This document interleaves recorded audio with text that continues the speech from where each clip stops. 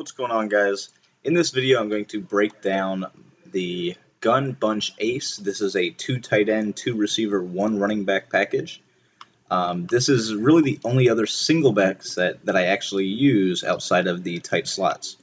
But it does have a very, very good scheme around it.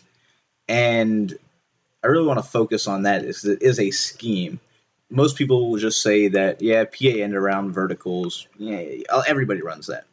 But the plays that really make this a scheme are going to be clear out SE option as well as FL drive.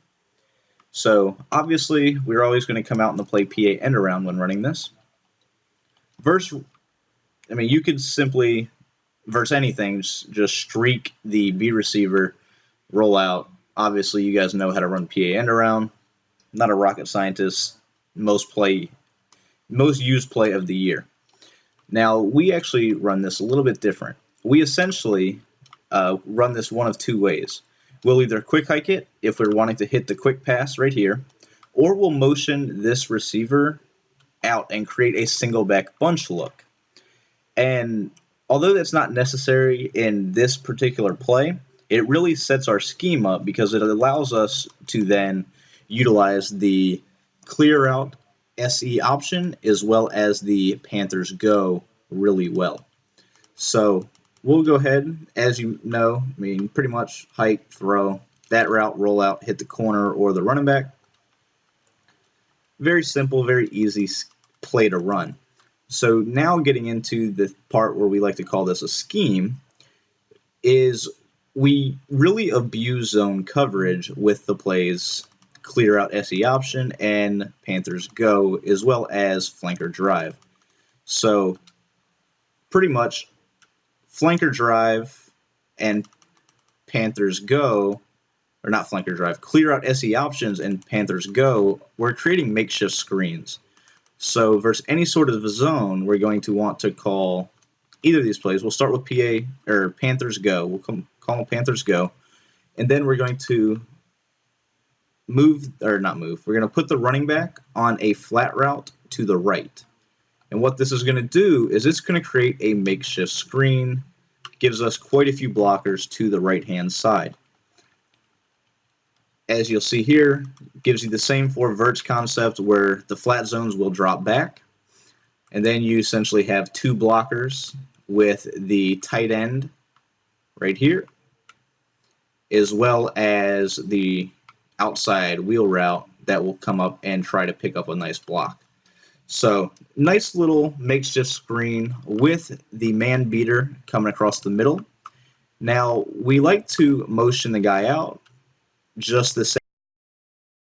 If we want to quick hike it, we can just leave it like that, or we can smoke screen him to give you just that additional little annoying read that your opponent has to really think about. It's up to you if you wanted to make that adjustment or not.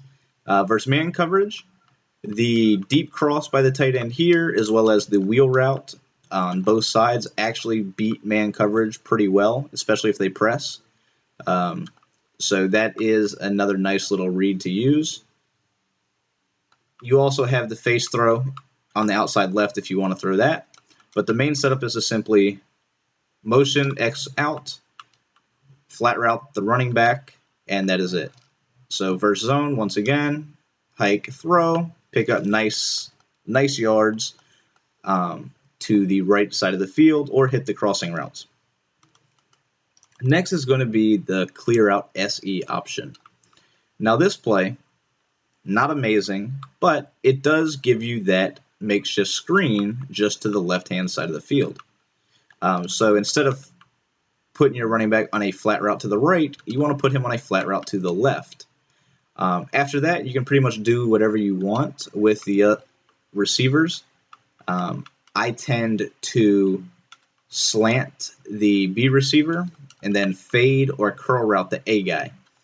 And all that's going to do is going to give you a high-low read, but your main read is the running back, as I'll go to the replay and I'll show you.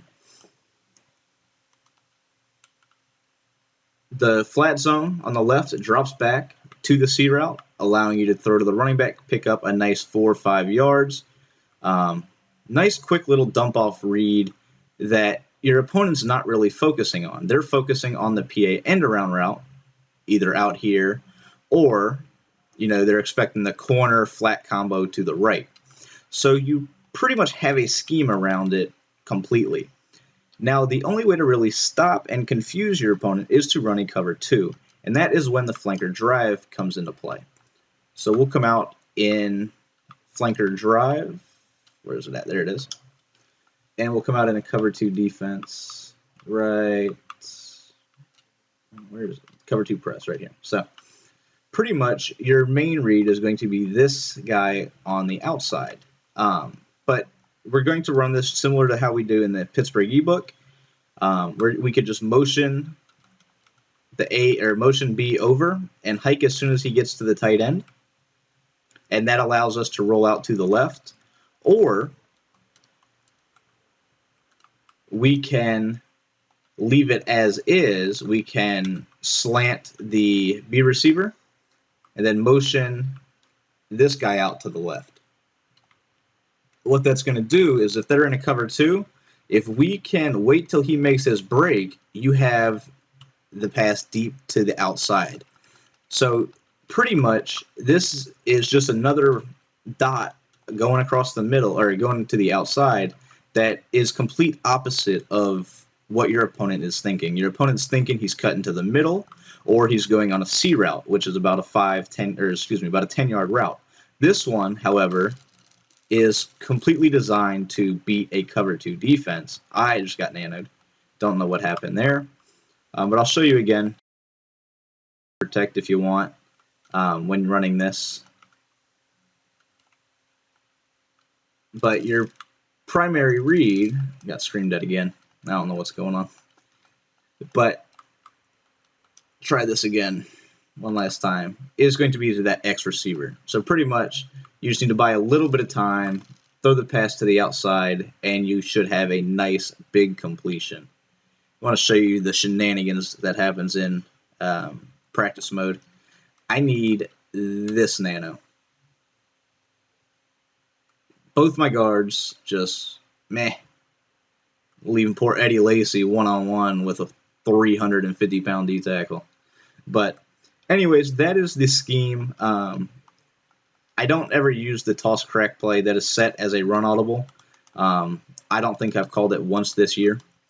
So you don't necessarily have to have that. If I was going to recommend any other play, it would be the, where's it at? Spacing. Yeah, so I'd use spacing. And the whole reason I would use spacing is because it's a great short yardage play. So you could do something like simply hitch route this guy on the left and then just quick hike the play, pass lead down to pretty much whoever you want. Essentially the 2-point conversion play that Lights put out. But it is a great play altogether with the little hitches. So not anything that is dominant, but it is definitely much better than the toss crack play, which I don't think has ever gained me any yards. And I know I've never ran it in a real game. So that is that scheme. That is the bunch ace. We do have audible set for the wide trips tight end slot. As you guys can see, it's the slip screen, buck sweep, halfback base, and 4 verts. I pretty much, if I'm ever going to audible out of this, I audible to the slip screen or the 2 running plays, which I've already broken down. So I'm not really going to focus on that. 4 verticals I never really run. It was just that there's no other good formation or good plays out of the formation, so it stayed in the audibles. The other formation is gun ace. Now gun ace is decent. It's not terrible. It's not amazing. Quick base to the left, counter that goes to the right. That's the additional run scheme that I use. Once again, those plays are decent, not great. The play Z-Dig is decent because it's got a post route on this outside left guy that will beat all zones and also off coverage man.